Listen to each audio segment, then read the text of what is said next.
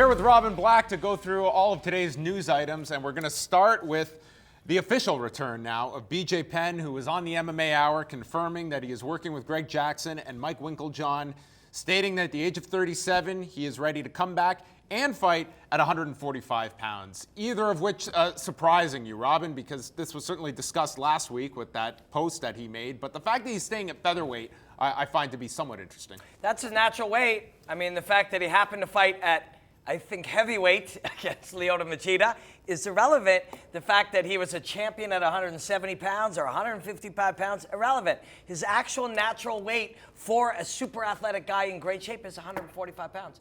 There's different ideas on this. My personal thought, if anybody's interested, is I think BJ should do what the hell BJ wants to do.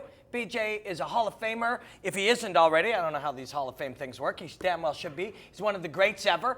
And I think he has every right to go do whatever he wants. That's my personal thought. But there's a million other variables and a million other discussions that we can have, and I hope BJ has too. Yeah, I think that the fact that he is acknowledging the fact, I want to get out of this comfort zone. I'm going to go to a place where my legacy is not going to get me through a camp. I'm not going to be just given free reign to just show up when I feel like, train at whatever level I'm comfortable at. This guy's going to be pushed. And I think that automatically is going to lead to heightened interest to see how much of a transformative experience he can have in this camp to essentially eliminate what the lasting image was against Frankie Edgar. Either that last fight was BJ now, or it was an aberration because he had approached it with the wrong mentality, wasn't in the right shape. He bought into all kinds of weird psychological concepts about who he was and how he could do anything. If all of that was not him, yeah, I'm super interested to see who he is now.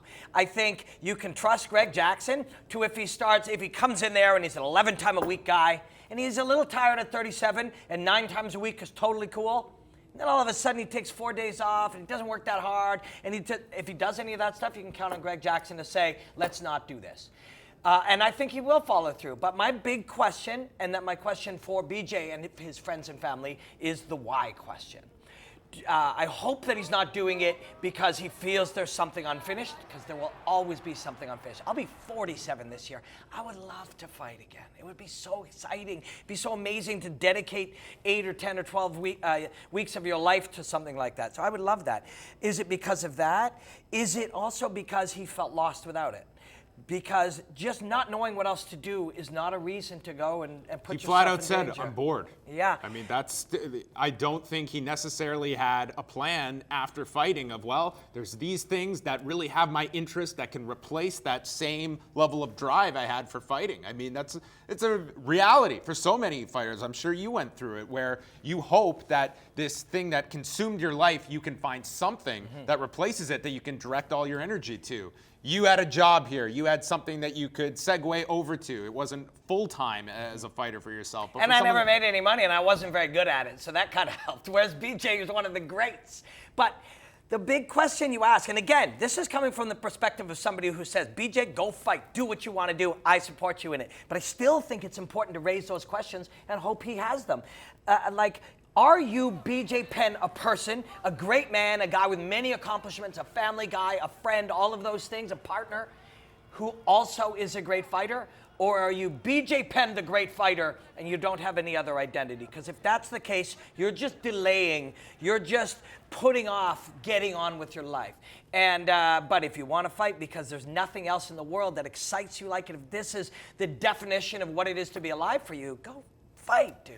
We have a theme of returns, or in the case of Randy Couture not returning, he spoke to MMA Junkie Radio and stated that he did receive an offer to fight Fedor on New Year's Eve and said the money was very significant, but he felt, and granted, he's 52, BJ Penn's 37, that he just wouldn't be able to do the sport justice, which I thought was an interesting way of looking at it. He's someone that I feel he had a tremendous career, had that comeback back in 2007, and he's moved on. I think he's found a life outside of fighting where still enjoys it, can still watch it, can still contribute in other ways, but fighting, here it was. It was right in front of him, a dream fight that people have been talking about for a decade involving Fedor, and he thought, no, I don't need this. Yeah, good for him, man. There is this weird thing that we've been taught since the 80s. I think people are starting to understand this, and we're all starting to look at it a little different.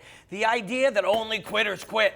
that you do something forever. Once you decide you're going to accomplish something, you do it. There's a beauty in that. That is part of what motivates people to accomplish great things. But there are certain other times where it's time to move on. Take all of the great lessons that you've learned, everything that's built you into the human being that you are, the knowledge that you have, and apply them to something new. And I think that's what Randy has done. And I think that's what maybe BJ is not yet ready to do, which is cool. Or he is ready to do, but he hasn't found what that thing is. There is life after fighting, just like there's life after being a police officer or life after being a school teacher. Well, you've got to figure out what you're going to do with the rest of your life.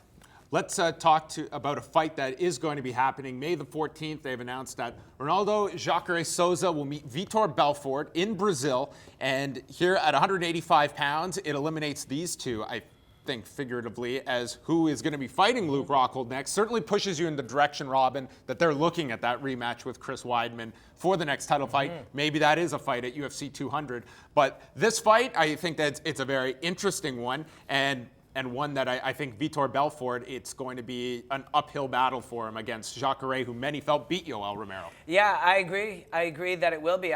There's a lot of interesting things about how this takes shape. You laid them out nicely. One is, why wouldn't Vitor fight Anderson, but he will fight Jacare? I think he was trying to imply, I don't want to fight a Brazilian hero, but he's fighting another one. So I don't know what that's about. But I do imagine that everybody would like the idea, the UFC and certainly Luke Rockhold, of fighting Vitor again. And if he beats Jacare, who was just the guy, you can do that. Show that spinning kick over and over again on those highlight reels to get people excited. Luke Rockhold would love to have that, so that makes sense. I think Chris Weidman is a great example of, so far, of how to lose. And when you lose, a lot of the greats say we either win or we learn. We win or we learn. And Chris Weidman immediately, once he lost that fight, snapped into learn mode. What can I do differently? How can I approach this? Where was I weak? What was I missing? He didn't say, well, I made one mistake or else I would have won. We've seen that. Barao said that. Aldo was saying that, well, if that punch didn't happen. It is never, or almost never that. It wasn't that spin kick didn't happen. And that night, Ramdean and I were talking about it. He's like, what if that spin kick didn't happen? And I said, I know what Chris will say. He'll say, that one moment in time is not the problem, because when I'm under him in the mount, I got to win that position. I got to get out of that mount. When he's pounding me, I got to wrap him up, get to half guard, he needs to win every position. That's how Chris Weidman thinks. So Chris Weidman doesn't look at it as one momentary flaw happened. Chris Weidman looks at it as he thought he was the best in the world, turned out he wasn't. As a result, what we'll see from Chris Weidman is going to be magical. I feel that whenever you have a loss like one that Chris Weidman suffered, or even in the case recently of a Carlos Condit, and we'll see with TJ Dillashaw, the way they react to those, that to me shines a light on the coaching and the people they have around them, because it can be very easy if you're a fighter, as you're saying, who you can look at something, and when you're in learning mode, you can throw out a lot of what got you there and make drastic changes that can negatively affect you. If you're Carlos Condit, you can look at this, man, I was this close to beating Robbie Lawler. Many felt I did. What do I have to do different, if anything? And those are the coaches around you that know those fighters as best they can, that can make the slight alterations without doing a complete overhaul, which some need, some don't. Carlos Condit, man, I loved the way he lost that fight too. He said the pride that he had in fighting with everything he had, he believed he had won 3 of the rounds going into the end, but he wasn't going to give that one up without a fight, fighting the most ferocious fighter in the world in Robbie Lawler, who brought the best out of him. He looked at that fight and said, I lost, but I'm proud and I'm willing to do it again. TJ is still at, I think I won that fight, and his coach is still at, this guy's wrestling isn't that good, it's just timing. Listen, man, timing is technique. So that one, I think Bang and TJ will come around, but Carlos reacted to that loss brilliantly.